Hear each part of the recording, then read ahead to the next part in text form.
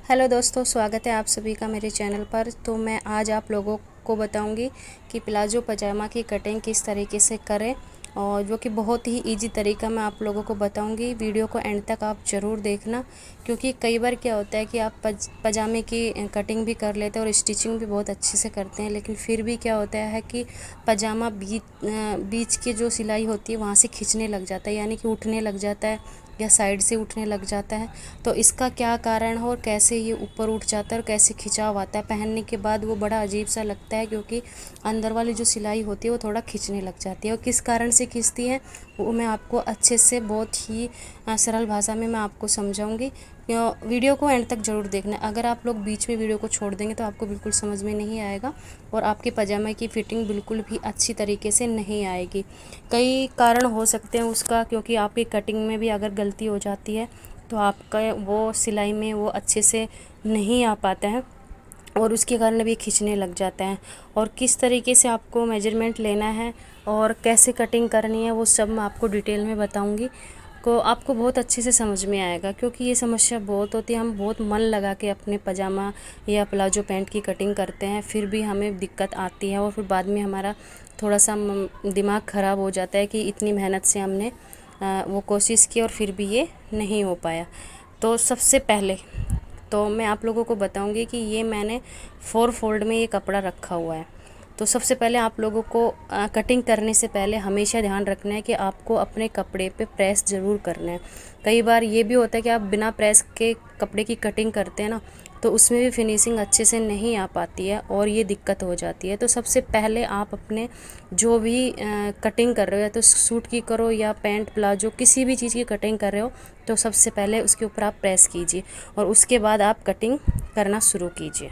तो सबसे पहले आपको करना क्या है कि इसको 4 फोल्ड में मैंने बिछा लिया। मैंने दोनों पार्ट आगे पीछे के दोनों सेम ही कटिंग करूँगी। तो पहले ऊपर 2 इंच जितना आपका लास्टिक हो उससे 1 इंच, अगर आपका 1.5 इंच का लास्टिक है तो आपको यहाँ पे मतलब 2 इंच छोड़ना है, 2 या 2.5 इंच छोड़ना है। अगर आपका 1 इंच का लास्टिक है तो आपको मतलब 1.5 के लगभग आपको कपड़ा ऊपर इस तरीके से छोड़ देना है। उसके बाद आपको अपने पजामे की मतलब लेंथ लेनी है। जितनी लेंथ का आपको पजामा तैयार करना है उतनी लेंथ आप ले लीजिए और इस तरीके से उस पर निशान लगा लीजिए। बाकी का कपड़ा नीचे जो बचा हुआ है उसको आप छोड़ देना, क्योंकि नीचे मतलब मुड़ाई में हम लेते हैं।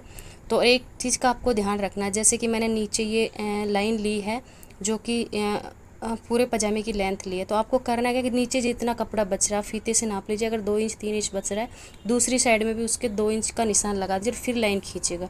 कई बार क्या होता है कि हम ये लगा नहीं पाते और टेढ़ी मेढ़ी वो सिलाई चली जाती है।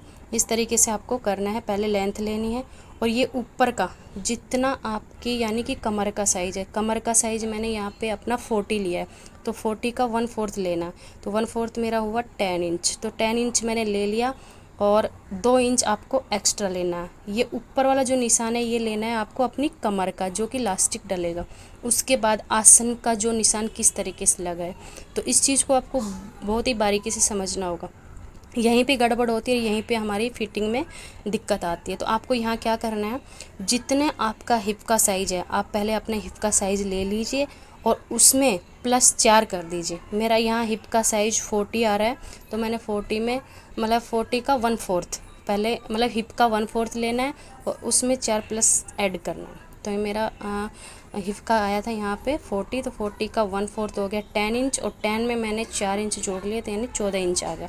तो 14 इंच का मैंने आसन लिया। तो आपका साइज़ कितना भी हो, आपको अपने हिप का 1/4 लेके उसमें 4 प्लस ऐड कर देना है। इतना आपको आसन रखना है।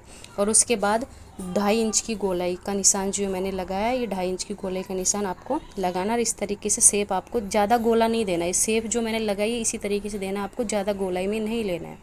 अब उसके बाद करना क्या है, ये चाहे आप फीते के नीचे आपको लेना है मोरी, जितना आप मोरी रखते हो उस पर निशान लगा लीजिए और 1 इंच 1.5 इंच आप मार्जिन के लिए छोड़ सकते हो। अब ये जो आसन से लेकर वहाँ तक की जो लेंथ है, ये इस पट्टी की सहायता से भी आप इस तरीके से मिला सकते हैं।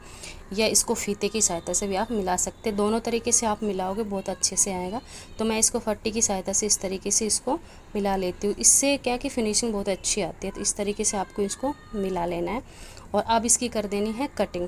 तो थोड़ा हल्का सा जैसे कि गोलाई आ रही है, आपको इस तरीके से फट्टी रख के इसको थोड़ा सीधा ले लेना है। इससे क्या है कि खिंचाव कम आएगा और यहीं पे गड़बड़ होती है, क्योंकि जो गोलाई मैंने दिया, कई बार क्या करते हैं कि आप गोलाई ज़्यादा देते हो, उस गोलाई की वजह से ये जो गोला है यहाँ से खिंचने लग जाता है और उसकी वजह से वो जो बीच वाली सिलाई होती है वो थोड़ा ऊपर खींचने लग जाती है। तो इस तरीके से गोलाई हल्की देना और आप इसको म्यानी ज़रूर लगाना है।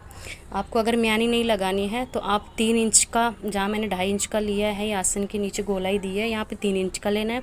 अगर आपको म्यानी लगानी है तो आपको 2.5 इंच की लेनी है, क्योंकि वहाँ पे हमें 2.5 इंच की म्यानी और लगानी होती है, तो बहुत ही अच्छी परफेक्ट आती है। तो हमेशा मैं आपको यही गाइड करूँगी कि आप म्यानी ज़रूर लगाएं। तो ये आप अच्छे से डिटेल से आप देख सकते हैं कि निशान मैंने किस तरीके से लगाए हैं, आपको अच्छे से दिख रहा होगा। ऊपर मैंने 2 इंच छोड़ा है। आसन का नीचे ही ऊपर जो निशान लगाया है कमर का, जितनी आपकी कमर है उसका 1/4 लेना है, प्लस 2 ऐड करना है उसको, ये मार्जिन के लिए। और नीचे आसन लेना है आपकी हिप का 1/4 प्लस 4 इंच। और नीचे आपकी मोरी जितना हो उसका आप आपके अकॉर्डिंग आप कर सकते हैं, जितना आप रखना चाहो, 10-12 जिसका हाफ लेना है। जैसे मैंने यहाँ पे अपना 18 इंच रखा है, तो मैंने 9 इंच ले लिया और 1 इंच एक्स्ट्रा नहीं, 10 इंच पे मैंने इस तरीके से निशान लगा लिया। तो ये इस तरीके से निशान लगाना है और कटिंग कर देनी है इसकी। तो इस तरीके से अगर आप करोगे ना तो आपके पजामे की सिलाई बिल्कुल भी नहीं खींचेगी और आपको बहुत ही अच्छा पजामा बन के तैयार होगा। और इसी तरीके से आपको अपने पैंट की कटिंग भी करना है। पैंट की कटिंग करो तब भी आपको इसी तरीके से करना है। तो फाइनल लुक आप देख सकते हैं। मैंने इसको थोड़ा पैंट की शेप दे दी है और म्यानी मैंने इसमें लगाई है। तो देखो इसका लुक कितना अच्छा लग रहा है सिलने के बाद। और आप पहनोगे ना तो भी ये सिलाई बीच वाली भी और साइड वाली भी सिलाई बिल्कुल भी नहीं खींचेगी और आपको मतलब कोई दिक्कत नहीं आएगी। अगर फिर भी आपको कोई दिक्कत आती है तो आप लोग कमेंट में ज़रूर बताना। कुछ भी आपको क्वेश्चन पूछने हैं, कुछ चीज़ समझ में नहीं आ रही है आपको, तो आप हमें पूछ सकते हैं, हम आपको ज़रूर बताएंगे। और क्योंकि इस छोटी छोटी चीज़ों की वजह से ये हमारे अच्छे से अच्छा खासा कपड़ा भी बिगड़ जाता है और हमारी मेहनत भी बेकार जाती है। तो बीच में देखो मैंने ये 2.5 इंच की मतलब चौड़ाई ली है और लंबाई मैंने 4-4.5 के समथिंग म्यानी की रखी है। तो मैंने ये म्यानी लगाई है। म्यानी लगाने का सबसे बड़ा फ़ायदा क्या होता है कि एक तो हमें उठने बैठने में प्रॉब्लम नहीं होती, वो पजामा या पैंट जो भी होती है वो खिंचती नहीं है और बहुत ही कंफर्टेबल फील होता है हमें। तो म्यानी आप ज़रूर लगाएं। म्यानी नहीं लगाते हो तो 3 इंच की गोलाई देकर भी आप बना सकते हैं, उसमें भी कोई प्रॉब्लम नहीं आएगी। तो फाइनल लुक आप ही देखो कितना वो लग रहा है। और गाइज अगर आप लोगों को किसी तरीके की भी किसी भी प्रकार के कोई स्टिचिंग से रिलेटिव क्वेश्चन पूछना हो तो आप हमसे पूछिए। और कोई भी स्टिचिंग करवाना हो, suit, palazzo, pant, blouse, coat set वगैरह कुछ भी, एनीथिंग, फ्रॉक सूट वगैरह बनवाना हो तो भी आप कमेंट में ज़रूर कीजिए। और इसी तरीके की वीडियो आप लोगों के लिए हम हर रोज़ लेकर आएंगे। तो गाइज आप लोगों को वीडियो अच्छी लगे तो लाइक करना और ज़्यादा से ज़्यादा शेयर करना और चैनल को सब्सक्राइब भी करना, क्योंकि शेयर करने से कई हाउसवाइफ हैं जो मेरी बहनें हैं जिनको बहुत सारी प्रॉब्लम आती है और वो खुद अपना स्टिच करना चाहती है, तो उसमें आप लोगों को कोई दिक्कत नहीं आएगी, उनको भी हेल्प मिलेगी। तो यही इसी तरीके की मैं आप लोगों को हर रोज़ नई नए डिजाइनिंग सूट या प्लाजो वगैरह की कटिंग बताऊंगी। तो मिलते हैं नेक्स्ट वीडियो।